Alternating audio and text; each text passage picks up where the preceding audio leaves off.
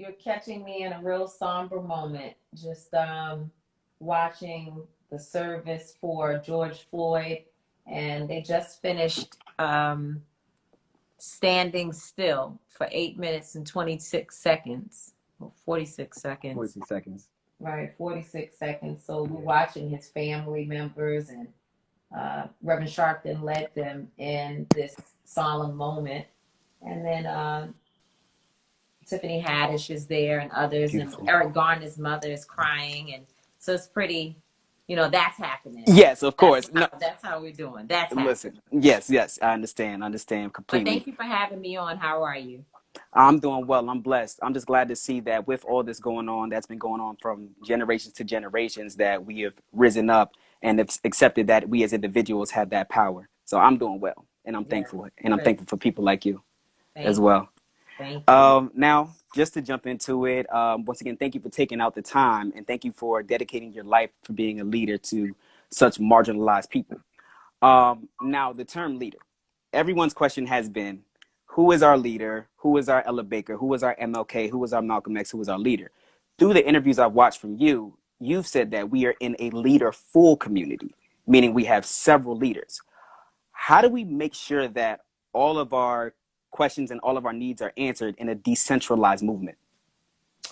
Well, first of all, you've got to find people, places, and spaces that fit your passion and your desires.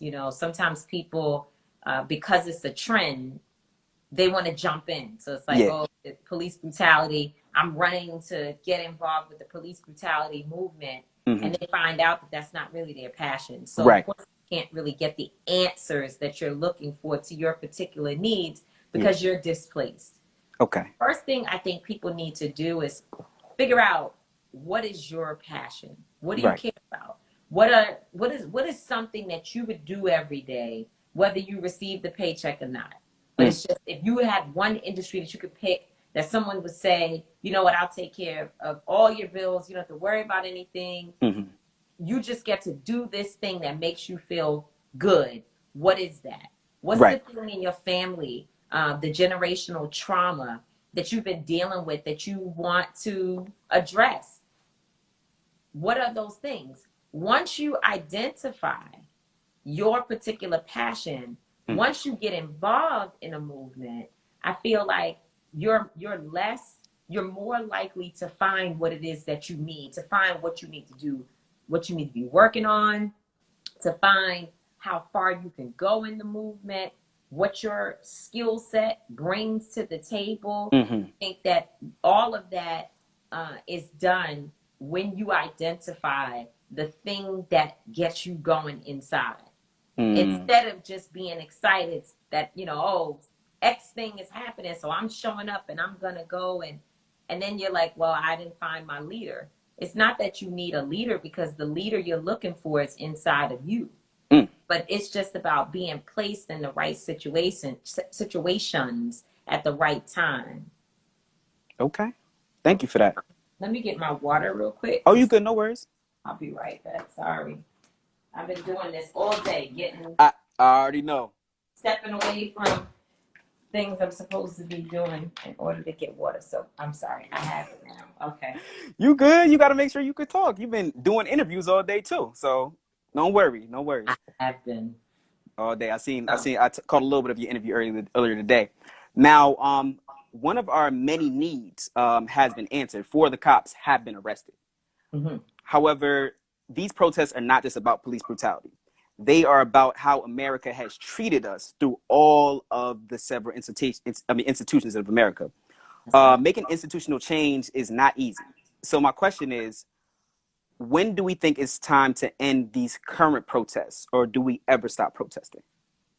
I think we are, I don't know, I don't see the end in sight. Right, me neither. For the end of protests. I think Black folks and people who care about our issues are in a perpetual state of protest. Yes. I think our very existence in America is a protest, because some people didn't want us to be here. Other people tried to get rid of us. Yes. And clearly they're trying to kill us on our streets.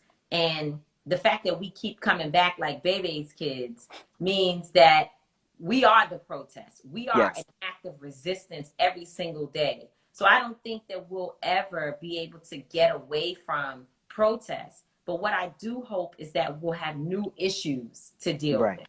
There'll be new concerns and maybe adjustments being made to some of what it is that we've already gained. We're living in a time where we're still fighting some of the same things that Dr. King was fighting for. Yes. The same things that Reverend Jackson was fighting for. And I just heard when the funeral ended, I did an interview on ABC News, and well, no, actually, that's not exactly what happened. What it was is that when MSNBC cut to their host, one of them said, Reverend Sharpton, I think it was Bakari Sellers, said, Reverend Sharpton has done these eulogies so many times.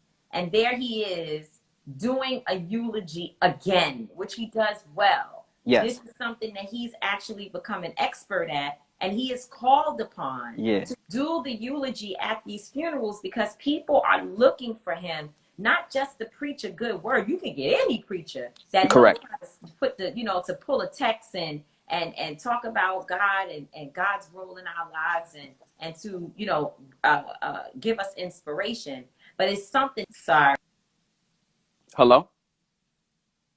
You good, no worries? It's something else to be an expert at speaking to very specifically the issue of racism, systemic racism, white supremacy, and the violence against Black bodies while eulogizing someone. That is an actual skill set. That's an art. It's an art. And he does it well. And so he is called upon to do these funerals oftentimes. And that goes to show that even he, which is in more recent history, is having to do the same thing over and over and over again. Yes. So I hope that we get to a point one day where we no longer have to stay in this cycle, on this wheel of having the same conversations all the time. We have to get to a place where we're fighting new fights. Yes. But there's so many fights, correct, right? And so we want to be at a place where we have criminal justice reform, but we're working towards freedom. Correct. We're working toward, we want to, as an example, we want to change the way police deal with us in our communities, but the ultimate goal should be to get rid of police in our communities. So that's what I mean. We want to, and I do believe in that, abolishing the need for police, because I think that if we actually become unified within ourselves, we can, of course, we can do it. We can police, govern, whatever the right terminology is, ourselves, right? Because we used to have a mentality of, you get in trouble on one street, by the time you get down the block, every Sue-Ann, Sally knows about it. And now when you get home, that person, you're being taken home, may have gotten your butt spanked on the way home. And then when you get home, you have to deal with your parents. That was the way in which community worked. Exactly. Today, we don't even know our neighbors. Correct. And I think to myself, I hear so many people saying, well, we need to pick up our guns and we need to go and fight back and eye for an eye, tooth for a tooth. And I say all the time, you know what? Okay, let's say we're gonna try your strategy. Right. We're gonna do it your way. Right. Are we trained in a military fashion? Do we have any level of militancy? Do we have any unity? Do we know our neighbors? Do we know how to protect and create safe zones around our communities? We don't.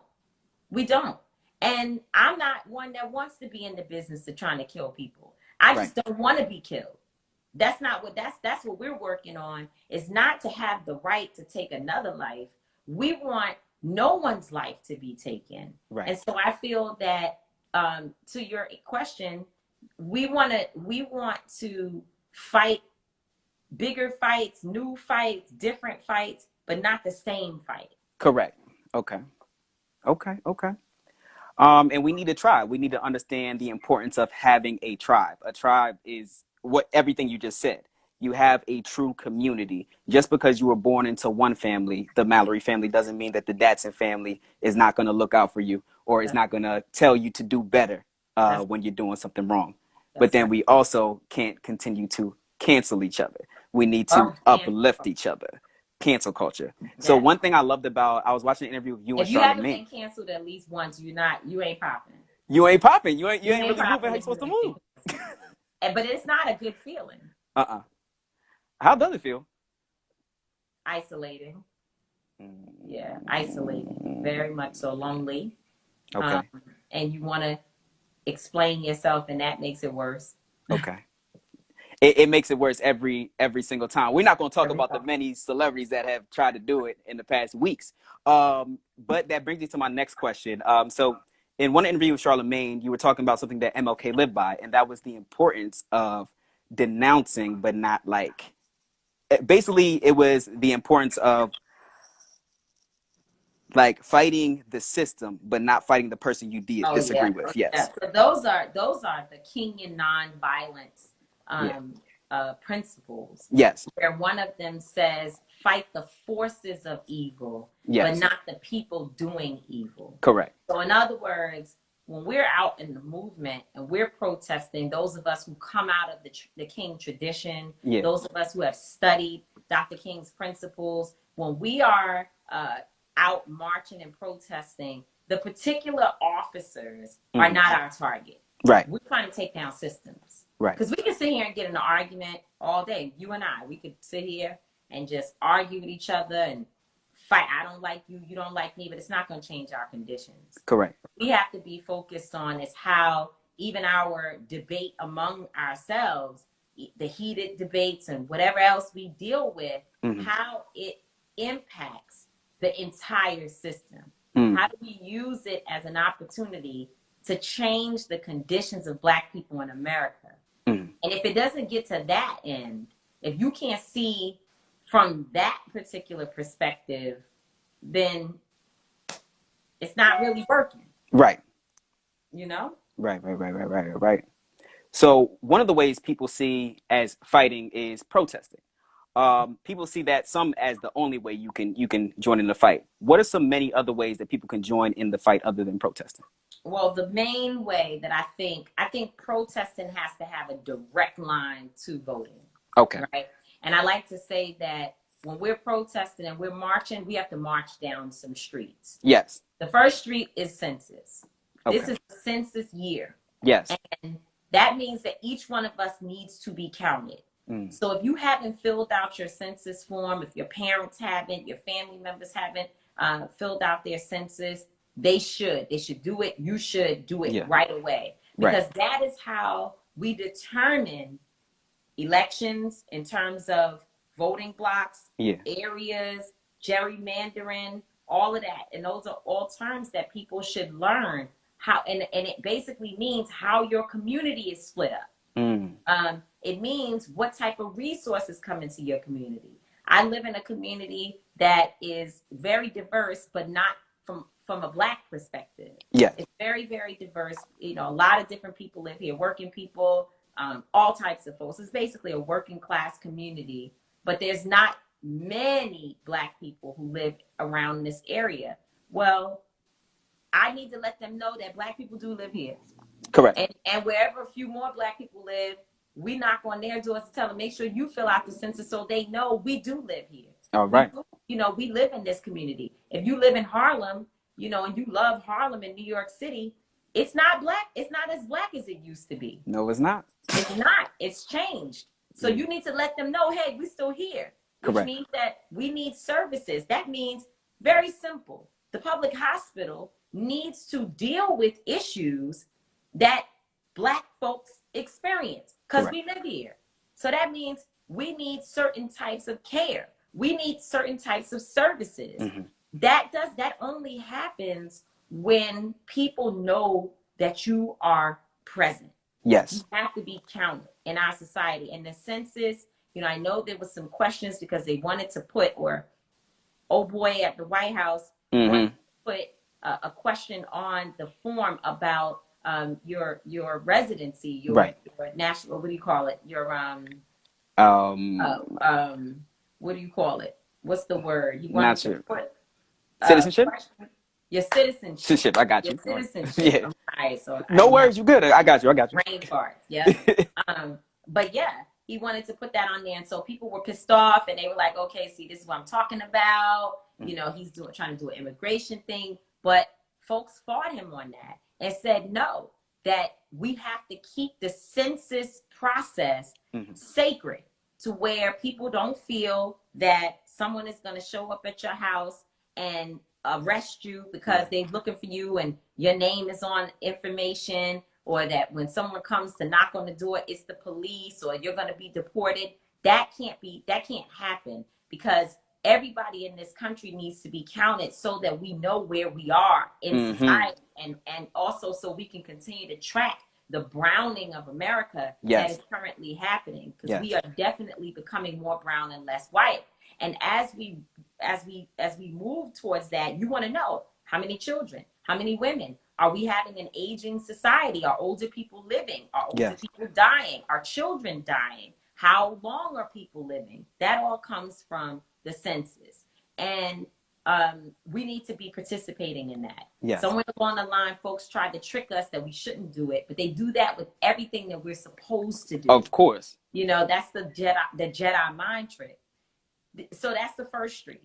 The next street is registration, because half of us sit and wait until the last minute, and then we're like, okay, I'm going to vote, but then you're not registered, so you can't actually participate. Exactly. We need to be registering Pookie, Johnny, Leroy, Tim, Michael, that's and it. Keisha, and what they say, Lottie Dottie, everybody needs to be registered to vote. That's a fact. Everybody. That's a fact. Some states, if you have a felony, you can still register. You need to find out where those states are, because they'll have you believing when you leave prison, or even in your own communities, they'll have you believing that you can't register to vote, and that, you know, you're pretty much done once you come out of the system. But that's not true. There are states, many states, where you can register to vote even with the felony, and New York State is one of them. So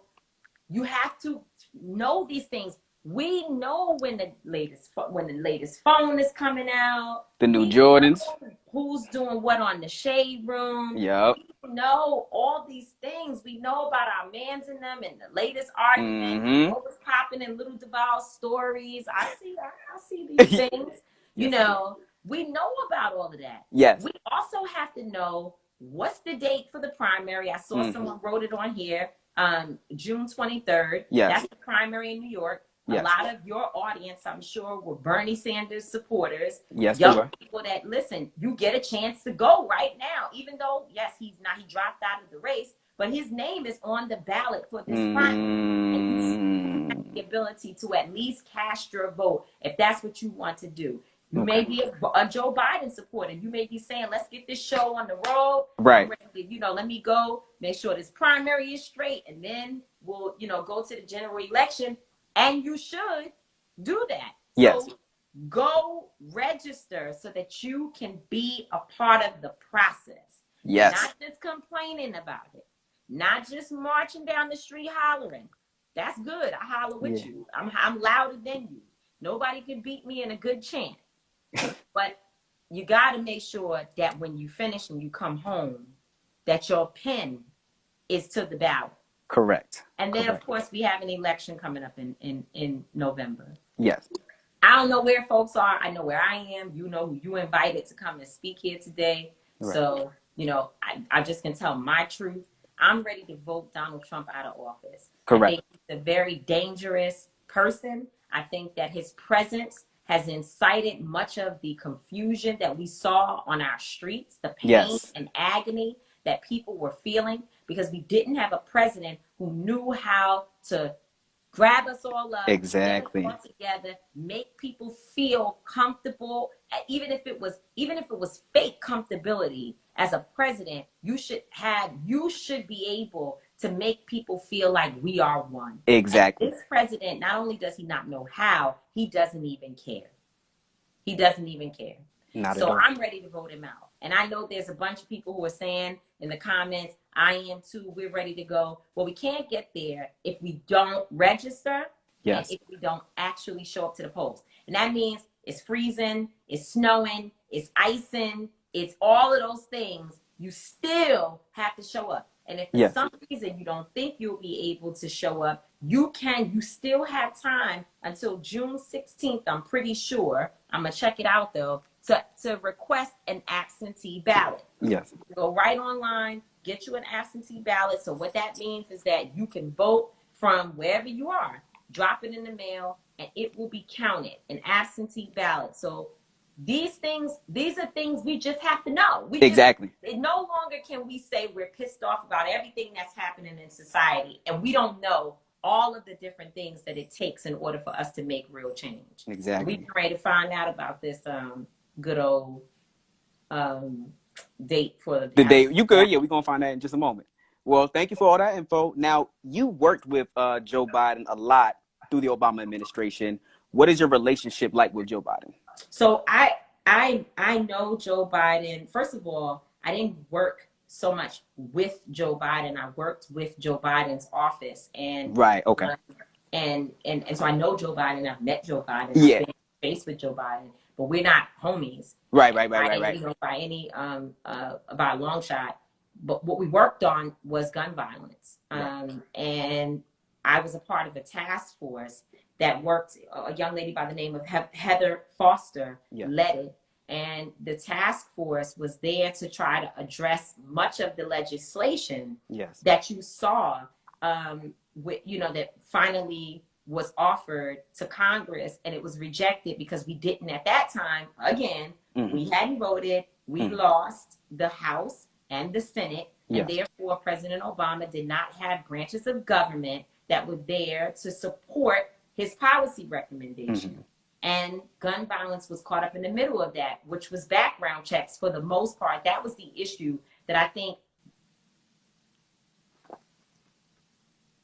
That's the phone call that came through. You good? I think most Americans were, 100% sure. Like, I think it was like 98% of Americans said they didn't mind the background check. Yes. That was something that they felt should, in fact, happen. And it doesn't mean that you're prohibiting people from getting guns, but we would love to know if your ass is crazy and you're a white boy who's going to go up in the school and shoot everybody, or if you have some issues, or if you have a gun and you shouldn't have one, and somehow or another it makes it into the hands of Ray-Rays in our communities who end up taking their own lives. We need to know. We should know. You should not be able to buy a gun in North Carolina and then drive it to New York City or some other place because there are loopholes in the gun laws. Correct. And so that's something that we worked on, but it didn't go anywhere because America has a fascination with guns. They have a exactly. I didn't know. I really thought that when I thought that, first of all, absentee ballot, let me tell you, let's get that out. So that the absentee ballot, you have to request it. Let's see, we're not going to give up until we know this. No, we're going to get that. Requesting. I'm going to join in as well. An absentee ballot for New York. Okay. This should tell us. All right.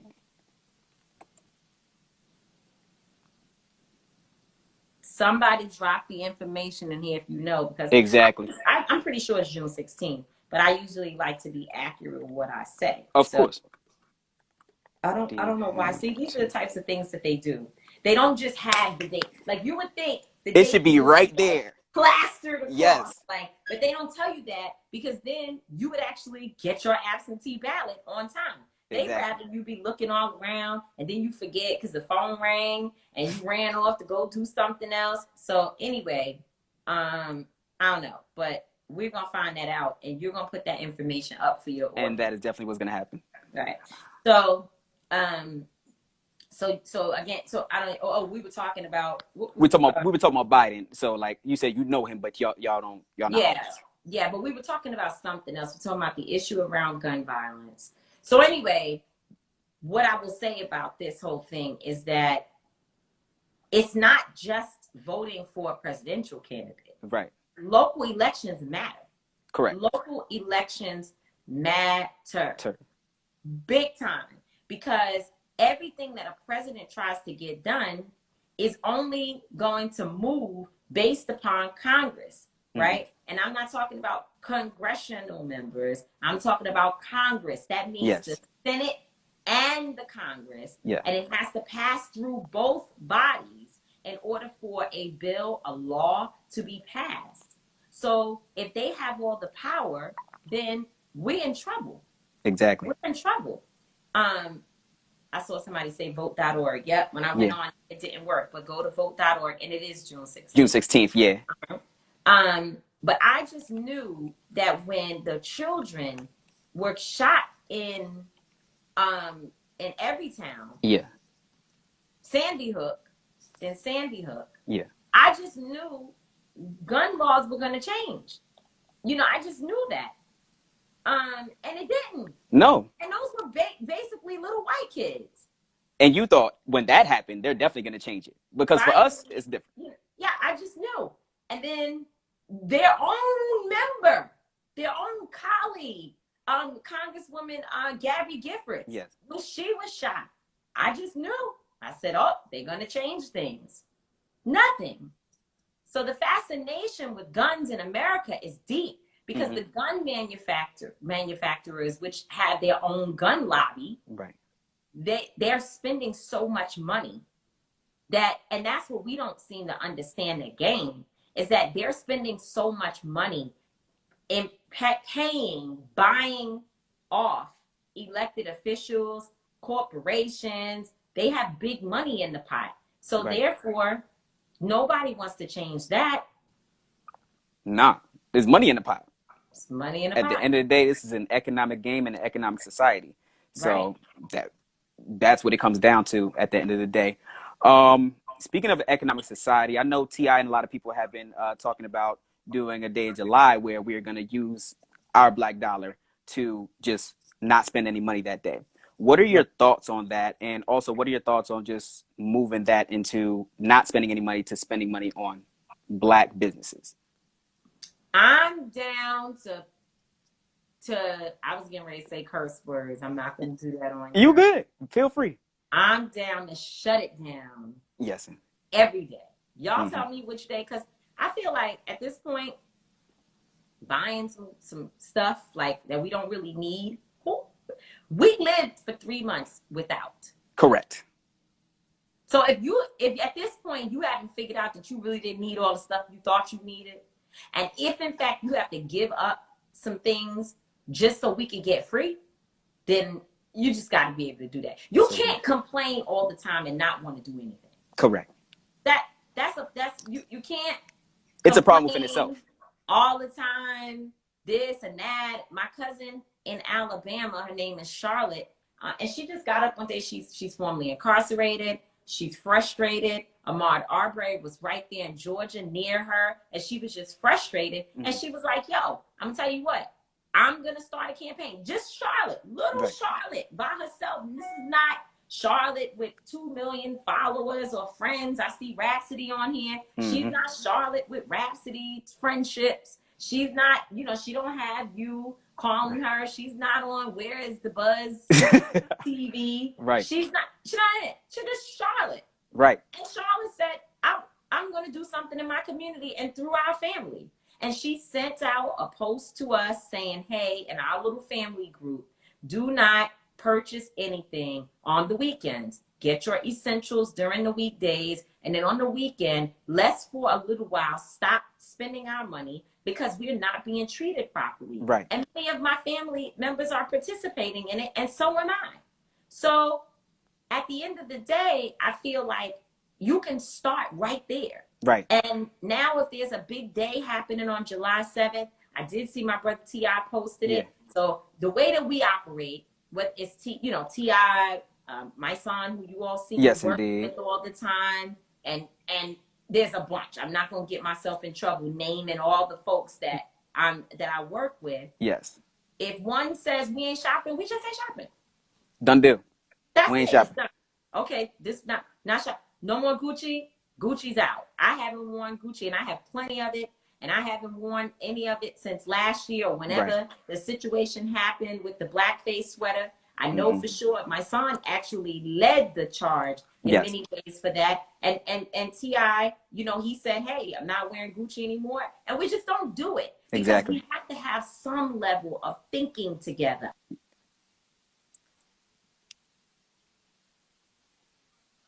Unity Yes. has to exist. It just has to. We have to do better in terms of not just being like, well, you know, oh, you know, I got to stop wearing my stuff because you saying you want to be free.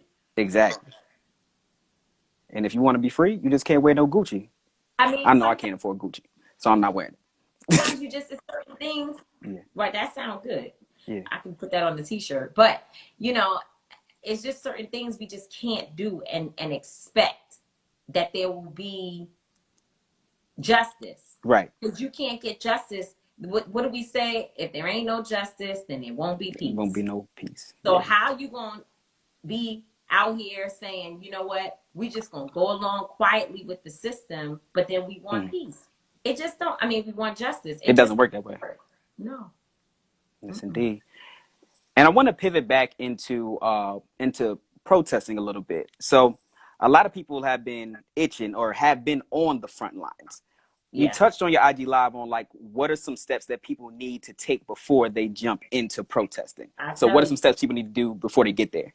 So there's a lot of stuff, and we, you know, to try to cover it all and make it make sense in this moment is not necessary. We don't have the time. Yes. But what I will say is if you were walking out of your house, like this weekend on Saturday and Sunday, my sister organization, the Gathering for Justice / Justice League, Arc of Justice, and others are hosting a march in New York that Until Freedom, my organization, will be at.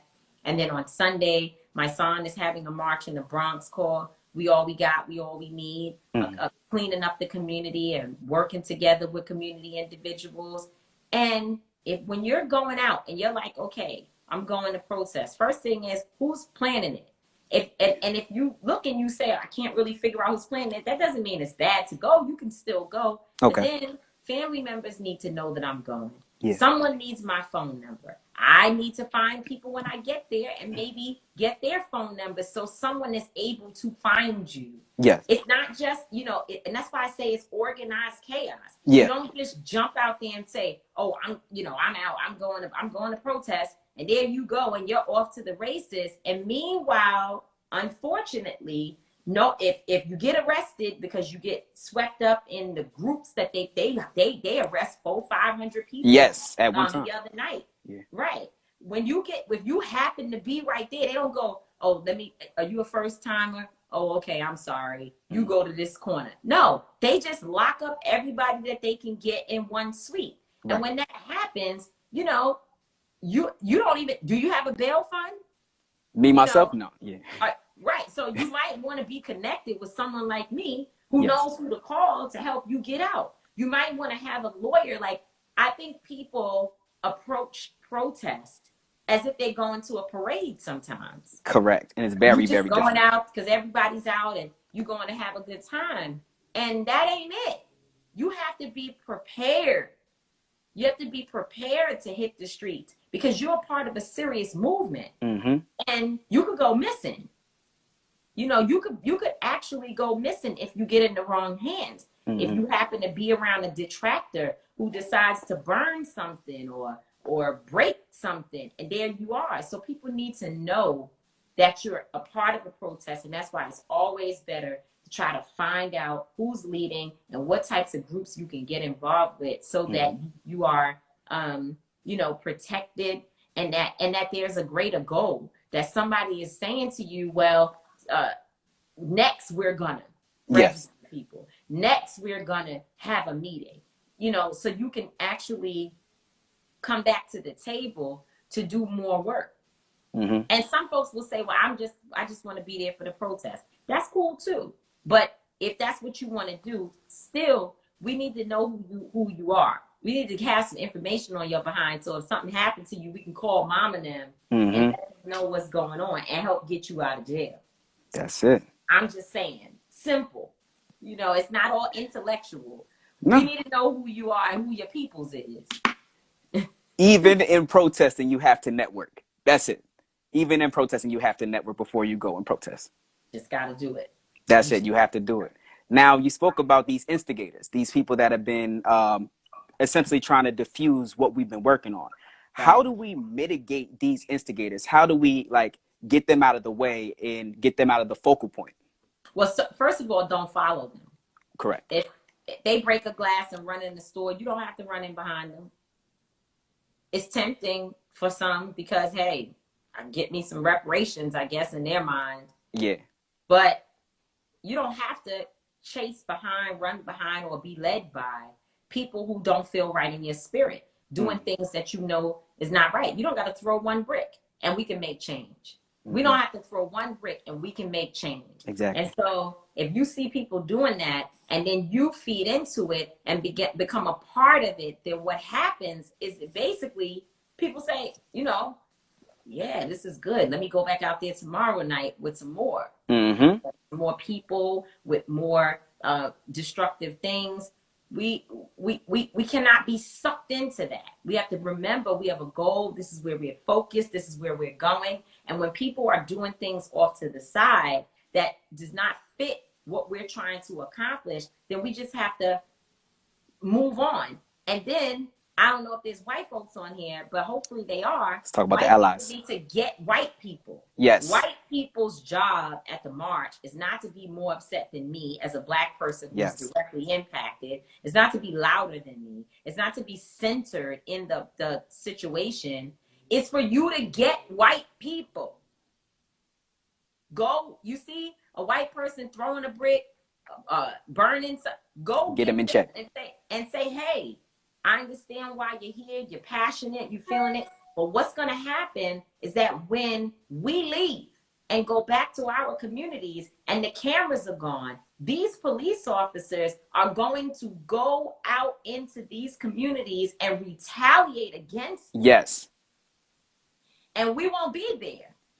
So, you know, you as wild as you can be, but you're actually harming marginalized folks. So white people collect white people. Black people don't. It froze for a moment. And I'm going to have to go too, but black people, you know, don't follow folks who, because everybody, and I'm not just talking about white people, don't follow people in general doing things that you know it ain't right. You already know it's not right, you know? And if you feel like you so angry today that you ready to, you know, you ready to go out and vandalize and burn everything down and tear down the whole system, stay at home today. Your mental illness is bothering you. I get it, because we are all traumatized. That trauma is on all of us. We all suffer from a little bit of mental illness as it relates to watching black people be killed every single day. And so if you feel like it's on you so bad that you packing up and you ready to go, that's it, today's the day, I'm just gonna go out here and I'm gonna go off and tear up everything. Stay at the crib. Stay home. Get you a rest. Take you a Tylenol, lay down, drink you some water, watch us on TV, post some stuff, make some memes, share it, hit up everybody and say, watch them, look at them, hit every news station, show what's going on. There are other ways to be involved, but let's not allow them to shift the narrative off the real issue. The narrative should be that Ahmaud Arbery, Breonna Taylor, and George Floyd were murdered in cold blood. George Floyd was suffocated to death. He was tortured, as his attorney, Ben Crump, has said. That should be the conversation. Correct. Not whether or not we got some good stuff from Chanel. Exactly. That's it. I know you got to go. Thank you so much for your time. Thank you for having me. You're very welcome. My last question for you. Now, for the Women's March in 2017, you guys had a 10 steps for the first 100 days. post the protests, what are some steps that we could take to continue the fire that we have ignited? You know, I think we've already discussed it, and I know we need more plans. We need all of that. I saw you, Dad. I'm coming. We need plans, and we have plans. We have an agenda. Black Futures Lab has an agenda posted. You know, we need to be donating to candidates. We need to be focusing on local elections. But right now, we need to get the census filled out. We need to get our people registered to vote. And we need to get to the polls in November. That's 3 things. That's it. Important things. Of course, we need to be doing work in our communities, all that. But those 3 things are critical for this moment. So I would say take that, figure out which one of them you are in, where your area is, and run in that lane as far as you possibly can. Yes, ma'am. All right. Take care. Thank you so much for having me on. You're very welcome. Have a good one. Stay blessed, and thank you. Peace, you too. All right, peace. Where is the buzz? Where is the buzz? You said was mine.